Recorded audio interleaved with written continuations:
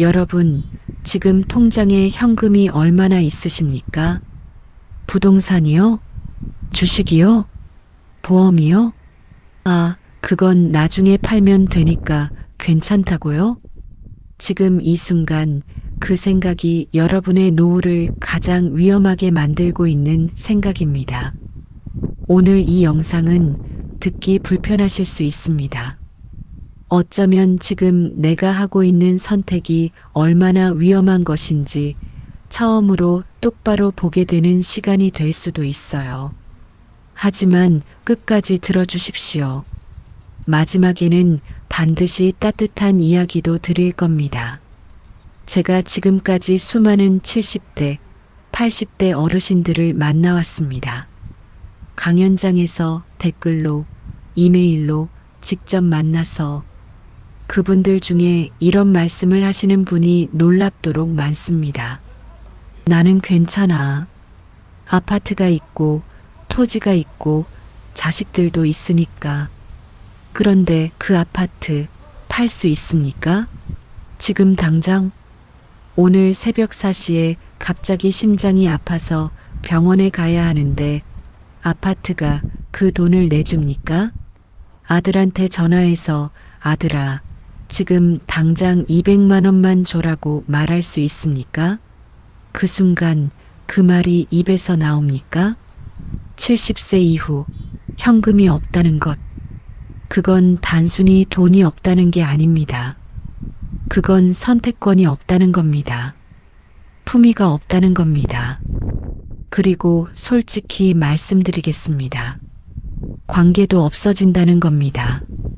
오늘 저는 여러분께 5가지 이야기를 드릴 겁니다. 불편하지만 반드시 들어야 할 이야기들입니다. 왜냐하면 이 이야기를 지금 안 들으시면 나중에 훨씬 더 가혹한 현실로 만나게 되기 때문입니다. 시작하기에 앞서 구독과 좋아요 꼭 제발 부탁드립니다. 구독과 좋아요는 제가 더 나은 영상을 만드는데 큰 힘이 됩니다. 첫 번째 이야기는 집이 있으면 괜찮다는 가장 위험한 착각입니다. 집은 자산이지만 노후엔 감옥이 될 수도 있습니다. 경기도 용인에 사시는 박명철 씨, 올해 74세입니다. 2012년에 은퇴하셨고 당시에는 꽤 여유로운 은퇴였습니다. 퇴직금 1억 5천에 아파트 한 채, 그리고 경기도 외곽에 작은 토지도 갖고 계셨으니까요. 주변 친구들이 다 부러워했습니다.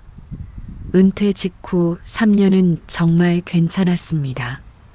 아내와 여행도 다니고 동창 모임도 나가고 손주들 용돈도 두둑하게 챙겨주셨죠. 2014년 초 제가 그분을 처음 만났을 때 그분은 정말 여유로운 표정이었습니다. 용인 카페에서 커피를 마시면서 이런 말씀을 하셨어요. 나는 노후 준비 잘했어요.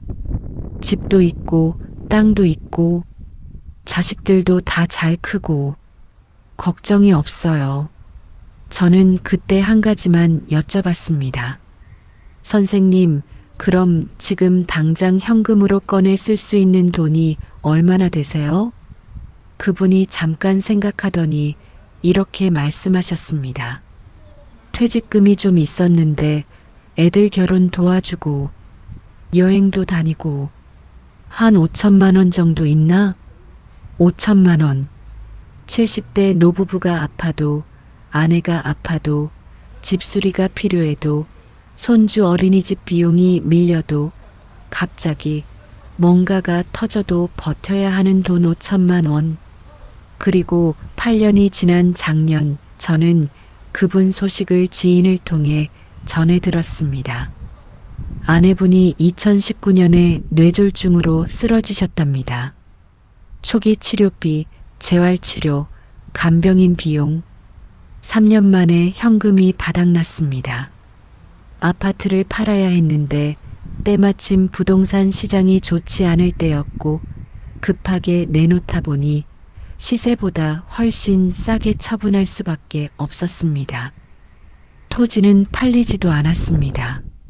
지방 토지가 그렇습니다. 갖고 있을 땐 자산이지만 급하게 팔려면 그게 자산이 아닙니다. 그분은 지금 아들 집 근처에 월세 30만 원짜리 작은 원룸에서 혼자 계십니다. 아내는 요양원에 계시고요. 그분의 이야기가 특별한 이야기입니까? 아닙니다. 이 이야기는 지금 이 순간에도 대한민국 곳곳에서 반복되고 있습니다. 여러분, 부동산은 자산입니다. 맞습니다. 그런데 부동산은 시간이 걸립니다. 팔기까지 최소 3개월, 상황에 따라 1년도 걸립니다. 노후의 위기는 예고하고 오지 않습니다. 새벽에 옵니다. 명절날 옵니다. 비가 오는 날 옵니다. 그 순간 당장 꺼내 쓸 수 있는 현금이 없다면 집이 10채 있어도 그날 밤은 막막합니다. 70세 이후에는 유동성이 생명입니다. 현금 또는 즉시 현금화 가능한 자산. 이것 없이 집만 붙들고 있으면 어느 날 그 집이 여러분을 가두는 감옥이 됩니다. 두 번째 이야기는 자식이 있으니까 괜찮다는 생각. 지금 당장 버리셔야 합니다. 사랑하는 자식도 돈 얘기가 나오면 타인이 됩니다. 이 이야기는 많은 분들이 불편해 하실 겁니다. 하지만 저는 오늘 이 이야기를 반드시 드려야 합니다. 서울 성북구에 사시는 이정순 씨, 올해 72세, 슬아의 아들 2, 딸 1, 3자녀를 두셨습니다. 젊을 때는 정말 헌신적인 어머니셨어요. 남편이 일찍 세상을 떠나고 혼자 3아이를 키우셨습니다. 셋 다 대학 보내고 결혼 다 시키고 전세 보증금도 보태줬습니다. 65세에 은퇴하시면서 가진 돈이 8천만 원 정도였습니다. 그 8천만 원 중에 아들 전세 보증금 보태는데 3천, 딸 이민 준비한다고 빌려준 돈 1천, 남은 돈 4천만 원으로 7년을 사신 겁니다. 2년 전 이정순 씨는 갑자기 고관절 골절로 쓰러지셨습니다.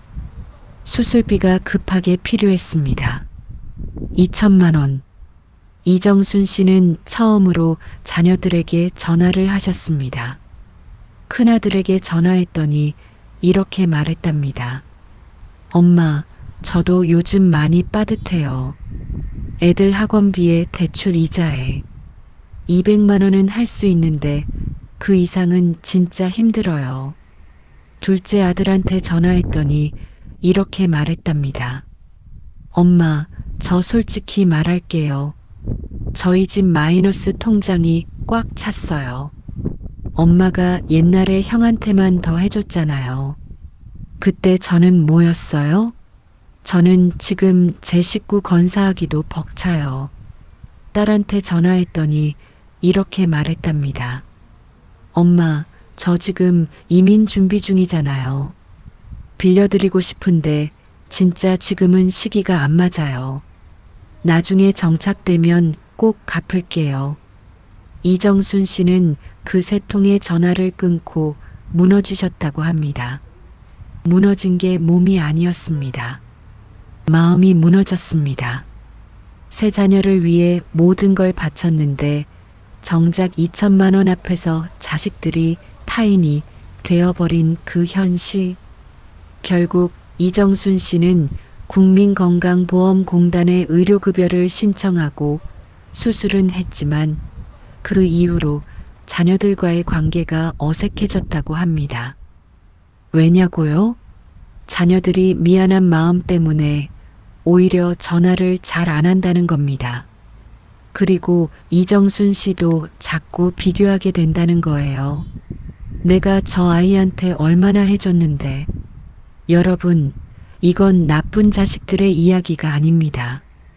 그 자녀들도 다 힘듭니다. 대한민국에서 3040대가 얼마나 빠듯한지 우리도 압니다. 그런데 문제는 그게 아닙니다. 문제는 부모가 자식을 노후 대책으로 여기는 순간 그 자식은 부모에게 짐이 되고 부모는 자식에게 채권자가 된다는 겁니다. 사랑이 거래가 됩니다. 그리고 그 거래가 시작되면 관계는 회복되기 어렵습니다. 현금이 있어야 합니다. 자식에게 손 벌리지 않을 만큼의 현금. 그게 자식과의 관계를 지키는 방법입니다. 자식에게 받는 게 아니라 쓰고 싶을 때 손주에게 용돈 쥐어줄 수 있는 현금. 그게 노후의 진짜 품위입니다. 세 번째 이야기는 병원비는 생각보다 훨씬 빨리, 훨씬 많이 나갑니다. 70대의 건강위기는 예고 없이 오고 청구서는 반드시 옵니다. 많은 분들이 이렇게 말씀하십니다. 나는 국민건강보험도 있고 실비보험도 있으니까 괜찮아. 정말 그럴까요? 제가 오늘 구체적인 숫자로 말씀드리겠습니다. 인천에 사시는 강태진 씨, 71세. 퇴직 후 실비보험 잘 유지하고 있었고 본인도 의료비 걱정은 없다고 하셨습니다.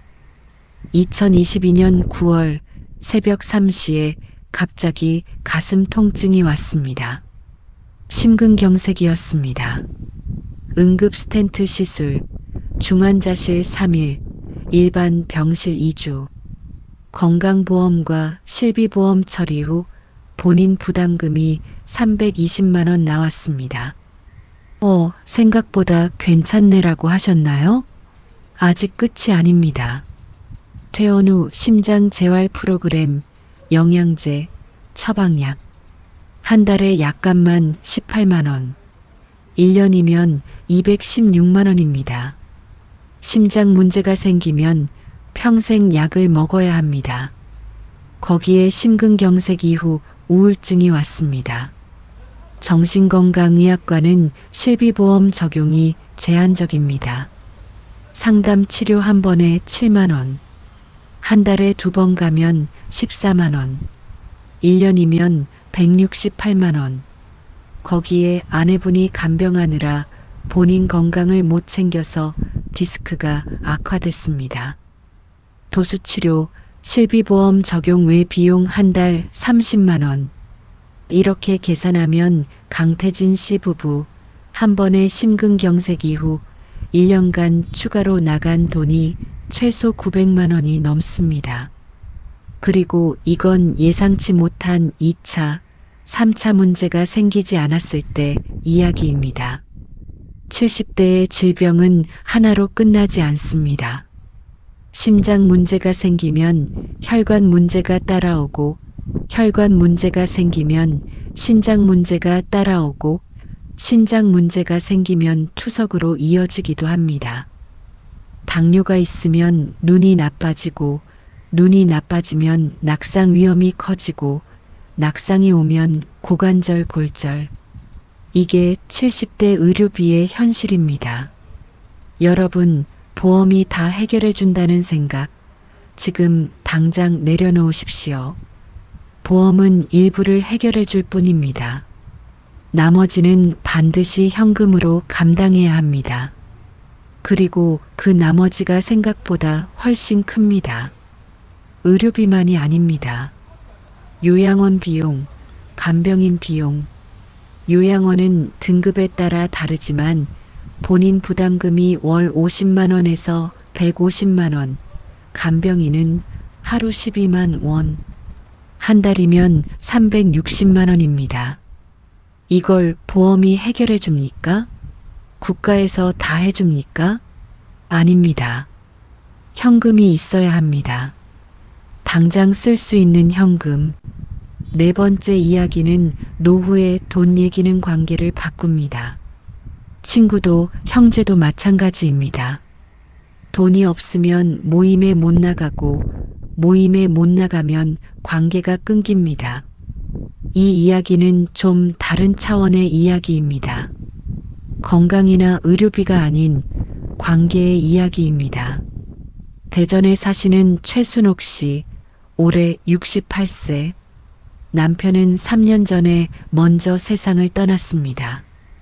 혼자가 되고 나서 처음 12년은 친구들이 많이 챙겨줬습니다. 같이 밥도 먹고 여행도 가고. 그런데 최순옥 씨의 형편이 점점 어려워지기 시작하면서 사정이 달라졌습니다. 남편 병원비로 노후 자금이 많이 빠졌고 남은 돈으로 생활하다 보니 외식이나 여행이 부담이 됐습니다. 처음엔 친구들 모임에서 이렇게 말했습니다. 나 요즘 몸이 좀 안 좋아서. 2번, 3번 빠지다 보니 친구들이 덜 연락했습니다. 그러더니 어느 날부터는 모임 카톡에서 본인만 쏙 빠지고 다른 친구들끼리 따로 만난다는 걸 알게 됐습니다. 최순옥 씨가 어느 날 오래된 친구 박미자 씨에게 조심스럽게 물었습니다. 미자야, 저번에 어디 갔다 왔어? 사진 올라왔던데. 친구가 잠깐 머뭇거리다가 이렇게 대답했습니다. 아, 그거 갑자기 그냥 근처에서 밥 먹었어. 내가 몸이 안 좋다고 해서 연락 못했어. 그 말이 얼마나 상처가 됐는지 최순옥 씨는 그날 저녁에 혼자 우셨다고 합니다. 여러분, 이 친구가 나쁜 사람입니까? 꼭 그렇게만 볼 수 없습니다. 사람이 돈 형편이 달라지면 함께하기가 어색해집니다. 이건 인간의 본성입니다. 나쁘다 좋다가 아니라 그냥 그런 겁니다. 그리고 더 아픈 현실을 말씀드리겠습니다. 형제 사이도 마찬가지입니다. 경북 구미에 사시는 윤재현 씨, 73세. 형제가 셋인데 부모님 유산 문제로 한번 갈등이 있었습니다.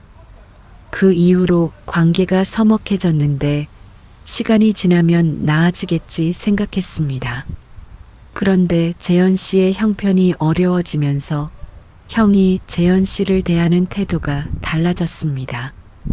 명절에 형 집에 가면 예전엔 형이 먼저 용돈을 챙겨줬는데 이제는 형수가 눈치를 주고 식사 자리가 어색해졌습니다.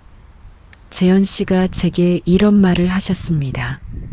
형제가 어릴 때는 그렇게 친했는데 내가 요즘 형한테 연락을 못 하겠어요.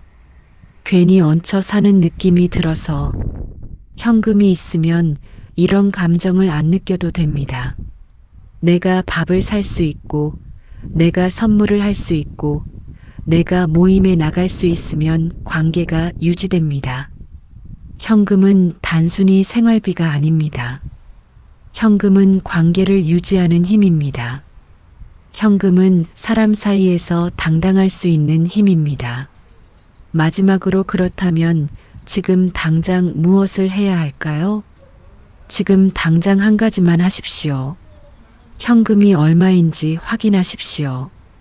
여기까지 들으셨다면 이런 생각이 드실 겁니다. 그래서 어떻게 하라는 거야? 오늘 저는 투자 전문가가 말하는 거창한 포트폴리오를 드리지 않겠습니다. 그런 건 2030대에게나 의미가 있습니다. 70세 이후에 필요한 건 전략이 아니라 생존입니다. 딱 3가지만 말씀드리겠습니다. 첫째, 지금 당장 현금이 얼마인지 확인하십시오. 통장, 적금, 예금, 부동산이나 주식 말고 지금 당장 쓸 수 있는 돈이 얼마인지 종이에 써보십시오. 그리고 그게 여러분이 앞으로 버틸 수 있는 실제 기간이 얼마인지 계산해 보십시오. 월 생활비로 나눠보시면 됩니다. 이 단순한 계산이 많은 분들을 무너뜨립니다. 하지만 지금 알아야 합니다. 부산에 사시는 오명숙 씨, 69세. 처음에 그 계산을 해보고 4개월밖에 안 남았다는 걸 알았습니다.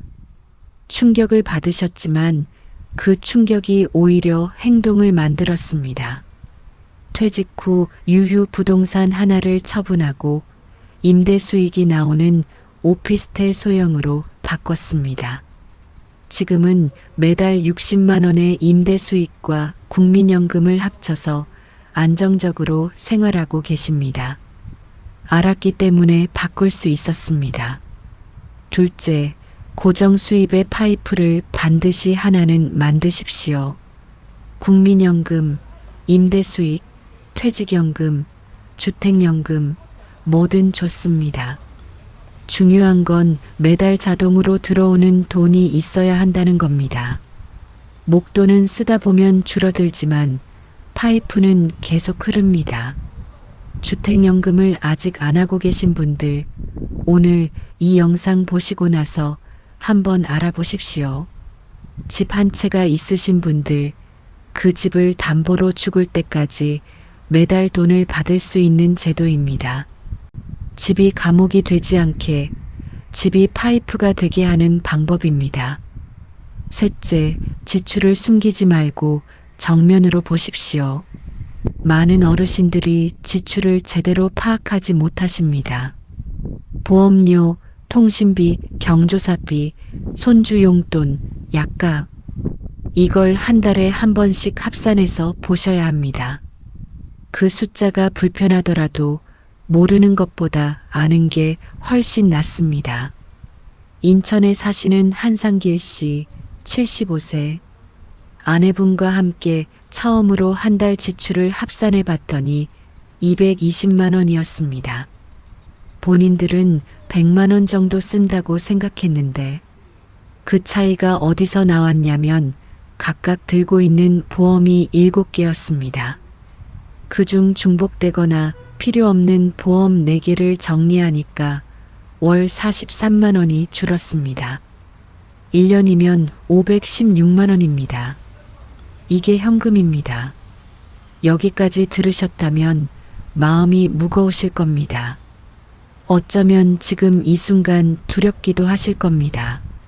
내가 잘못하고 있는 건 아닌가? 너무 늦은 건 아닌가? 저는 오늘 여러분을 불안하게 만들려고 이 이야기를 드린 게 아닙니다. 저는 여러분이 조금 더 오래, 조금 더 당당하게, 조금 더 품위 있게 사셨으면 해서 드린 겁니다. 여러분 생각해 보십시오. 지금 이 영상을 보고 계신다는 것 자체가 얼마나 대단한 겁니까? 70 넘어서도 배우려 하고 준비하려 하고 더 잘 살려고 하신다는 겁니다. 그게 얼마나 대단한 일입니까? 현금이 없다고 해서 인생이 끝난 게 아닙니다. 지금 알았으면 지금부터 하면 됩니다. 70에 알면 70에 시작하면 됩니다. 75에 알면 75에 시작하면 됩니다. 시작이 늦었다는 건 없습니다. 시작을 안 한다는 것만 있을 뿐입니다. 박명철 씨 기억하십니까? 용인에서 아파트 잃고 아내 요양원에 보내고 작은 원룸에서 혼자 사신다고 했던 분. 그분이 제게 작년에 편지를 보내셨습니다. 직접 손으로 쓴 편지였습니다. 선생님, 나는 이제 욕심 다 내려놨습니다. 아내가 요양원에서 그나마 편하게 있고 나는 건강하게 있으니 그걸로 족합니다. 매달 아내 보러 가는 날이 제일 좋습니다. 그날은 꽃 한 다발 사서 갑니다. 그 돈 아끼지 않습니다. 그게 나한테 남은 가장 중요한 일이니까요. 눈물이 났습니다. 그분은 집을 잃었지만 삶의 의미를 잃지 않으셨습니다. 여러분의 노후는 아직 쓰이지 않은 챕터입니다. 오늘 이 영상이 그 챕터를 조금 더 단단하게, 조금 더 따뜻하게 쓸 수 있는 계기가 됐으면 합니다. 현금을 지키십시오. 자식에게 기대지 마십시오. 지출을 보십시오. 파이프를 만드십시오. 그리고 무엇보다 자신을 탓하지 마십시오. 지금 알았으면 됩니다. 지금부터 하면 됩니다. 여러분의 노후 반드시 괜찮아집니다. 오늘 영상이 도움이 되셨다면 구독과 좋아요, 댓글, 공유까지 부탁드립니다. 이 영상이 한 분이라도 더 많은 분께 닿을 수 있도록 주변에 꼭 전해 주십시오. 댓글로 여러분의 이야기도 들려주십시오. 제가 반드시 읽겠습니다. 다음 영상에서 뵙겠습니다.